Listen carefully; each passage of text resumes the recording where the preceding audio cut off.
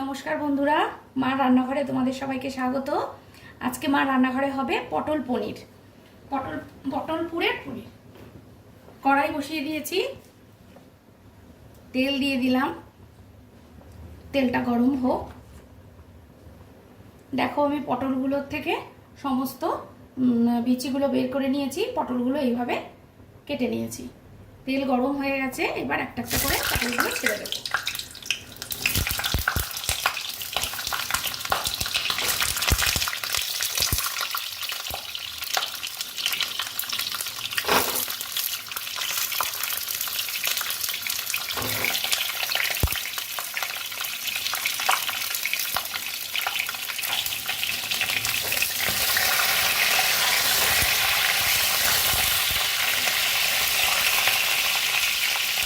পটলগুলোকে সব এইভাবে দিয়ে দেবো।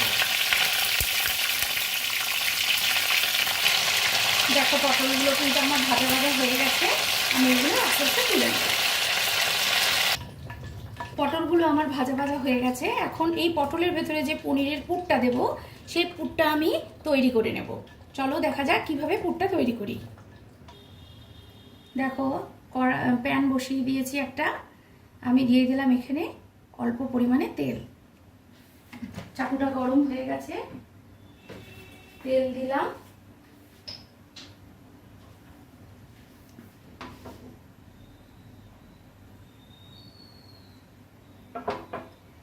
এবার এখানে দিয়ে দেবো সামান্য একটু গোটা জিরে ফোড়ন।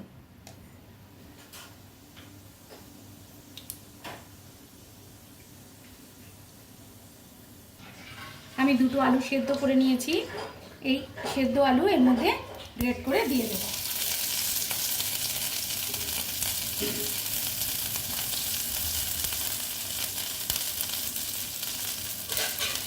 এইভাবে সম্পূর্ণ আলুগুলো গ্রেট করে এর মধ্যে দিয়ে দেবো। গ্রেট করে আলুগুলো দিয়ে দিয়েছি, এরপরে গ্রেট করে পনিরগুলো এর মধ্যে দিয়ে দেবো।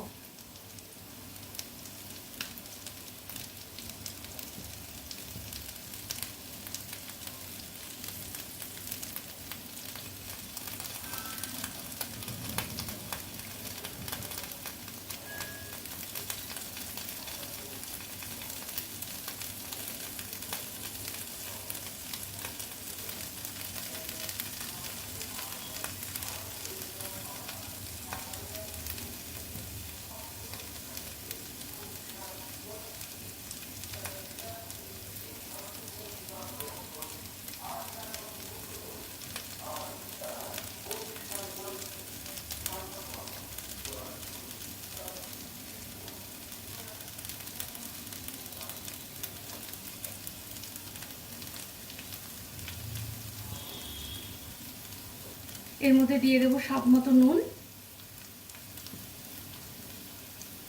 অল্প একটু হলুদ, স্বাদ মতো চিনি, অল্প একটু জিরার গুঁড়ো,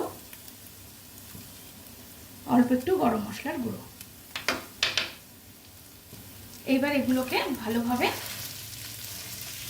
নেড়ে ছেড়ে নেব, ভাজা ভাজা করে নেব।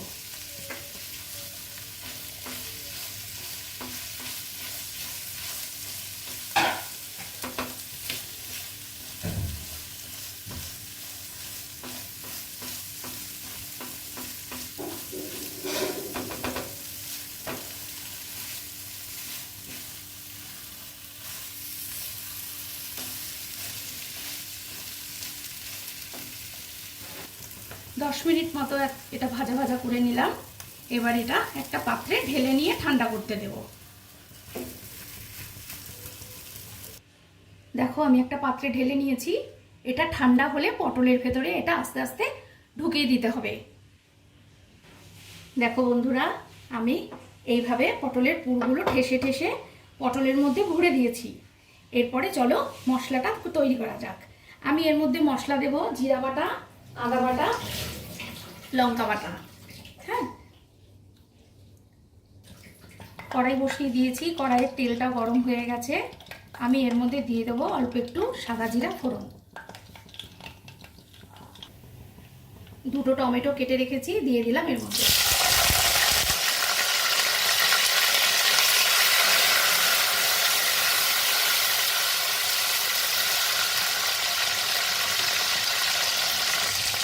আদা জিরা লঙ্কা একসাথে বেটেছি এর মধ্যে দিয়ে দিলাম। দিয়ে দেবো স্বাদ মতো নুন, স্বাদ মতো চিনি আর হলুদ। দিয়ে দেবো সামান্য একটু জল। আমি এই জলটা পাটা ধোয়া জল ইউজ করেছি। এবার ভালো করে মশলাটা কষিয়ে নেব।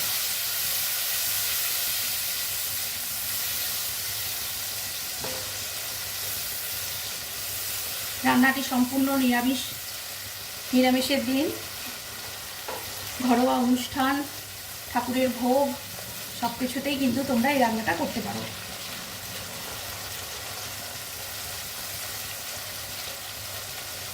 ভালো করে মশলাটা কষিয়ে নেব।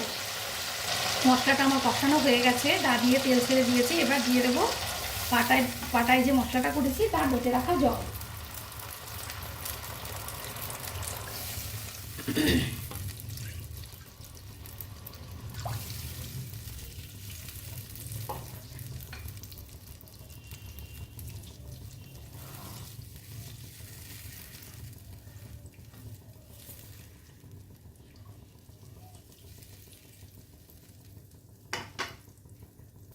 ঝোলটা ফুটে গেছে, এই সময় দিয়ে দেবো গরম মশলা।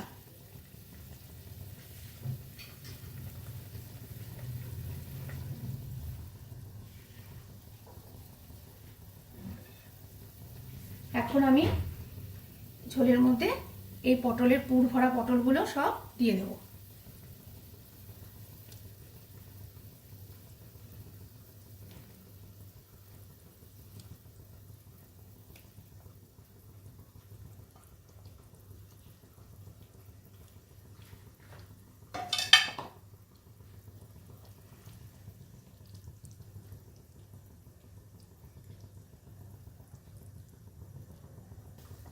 ভালো করে ঢেকে দেবো যেন সেদ্ধ হয়ে যায়।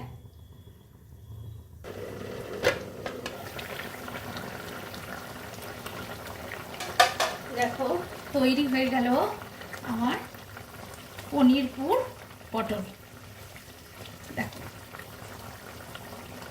গ্যাস অফ করে দেব। পটলগুলো সেদ্ধ হয়ে গেছে আর আমি চেখে দেখেছি নুন মিষ্টি সব ঠিক।